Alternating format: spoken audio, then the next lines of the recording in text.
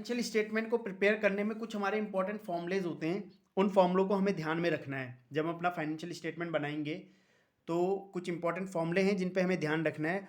सबसे पहला फॉर्मूला इसके अंदर आता है COGS। COGS। अब ये COGS क्या होता है? COGS की फुल फॉर्म है कॉस्ट ऑफ गुड्स सोल्ड। ये एक बहुत कॉमन फॉर्मूला है जो कि यूज़ होता है इस चैप्टर के अंदर, कॉस्ट ऑफ गुड सोल्ड। और ये जो फॉर्मूला है ये आपका पीछा कब तक नहीं छोड़ता, आपकी ग्रेजुएशन में भी ये फॉर्मूला आपको यूज़ में आता है। आप जब ग्रेजुएशन करते हो उस टाइम पे भी ये फॉर्मूले का इस्तेमाल होता है, ठीक है। कॉस्टिंग के अंदर बेसिकली इसका इस्तेमाल होता है। आप जब CA या CPT या आप क्या कहते हैं अपना ICWA करते हैं तो वहाँ पे भी आपको ये फॉर्मूला दिखेगा कॉस्ट ऑफ गुड सोल्ड का, ठीक है। तो ये बहुत इंपॉर्टेंट फॉर्मूला है। इस फॉर्मूले में क्या निकालते हैं हम? Cost of good sold. Cost of good sold जैसा कि आपको पढ़ने में ही समझ में आ रहा है, कॉस्ट मतलब कि लागत। हम क्या निकाल रहे हैं? लागत। लागत किसकी लागत निकालने हैं? Of a good sold. हमने जो गुड सोल्ड कर रखा है उसकी लागत निकाल रहे हैं हम। तो ये कैसे निकलेगी उसकी लागत? मतलब कि उस माल को बेचने की क्या लागत है। हम सबसे पहले इसमें लेते हैं ओपनिंग स्टॉक, ठीक है। इसको कंप्यूट करने का फॉर्मूला क्या होता है? Opening stock. हमने सबसे पहले वो ओपनिंग स्टॉक ले लिया अपना, ठीक है। क्वेश्चन में हमें ओपनिंग स्टॉक गिवन है तो हमने वो ले लिया, ठीक है। उसके बाद मैं इसमें ले लूँगा परचेजेज। परचेजेज ले लूँगा, ठीक है। परचेजेज जो आएंगी मेरी नेट आएंगी, मतलब कि नेट परचेज कैसे होगी? परचेज में से लेस कर दूंगा परचेज रिटर्न, ठीक है।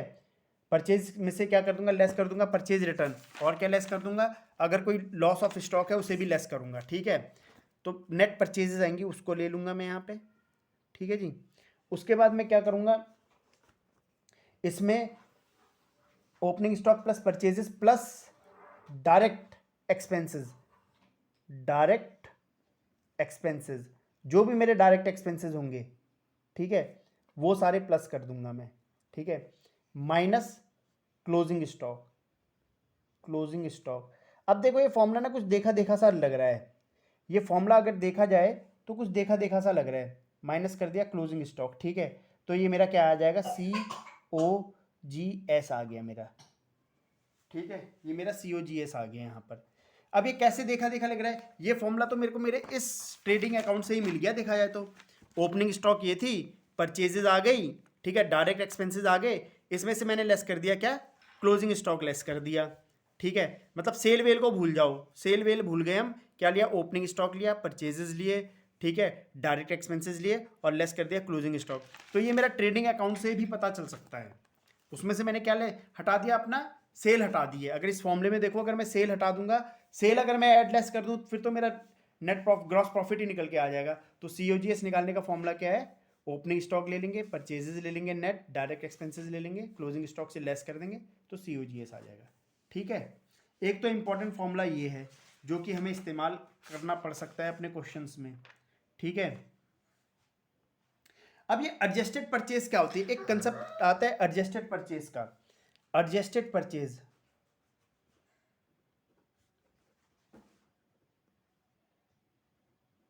एक कंसेप्ट आता है एडजस्टेड परचेज का। एडजस्टेड परचेज का मतलब होता है कि आप अपना ओपनिंग स्टॉक लो, ठीक है जी, ओपनिंग स्टॉक लो,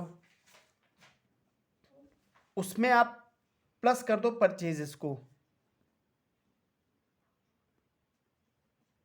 ठीक है जी, परचेजेस को प्लस कर दो और लेस कर दो अपना क्लोजिंग स्टॉक। मतलब यहीं से मेरा एक फॉर्मूला और बन गया। ये मेरी आ गई एडजस्टेड परचेज। एडजस्टेड परचेज क्या होती है मेरी? ये मेरी एडजस्टेड परचेज होती है, ठीक है। मैंने ओपनिंग स्टॉक लिया, मैंने क्या करा इसके अंदर? मैंने इसके अंदर परचेजेज ऐड कर दिए, लेस कर दिया क्लोजिंग स्टॉक, तो मेरी एडजस्टेड परचेज आ गई। कहने का मतलब क्या हुआ है? ओपनिंग स्टॉक मेरा ओपनिंग में जो माल है, ठीक है, शुरुआती माल है, प्लस परचेजेज मैंने उसमें और ऐड कर दिया, ठीक है। उसमें से मैं अगर मैं अपना लेस कर दूं क्लोजिंग स्टॉक जो मेरा बचा हुआ माल था, तो मेरा क्या आ जाएगी? एडजस्टेड परचेज आ जाएंगी, ठीक है। उसके बाद कुछ और इंपॉर्टेंट फॉर्मूले होंगे जिनको हम आगे क्वेश्चन वाइज देखेंगे, ठीक है।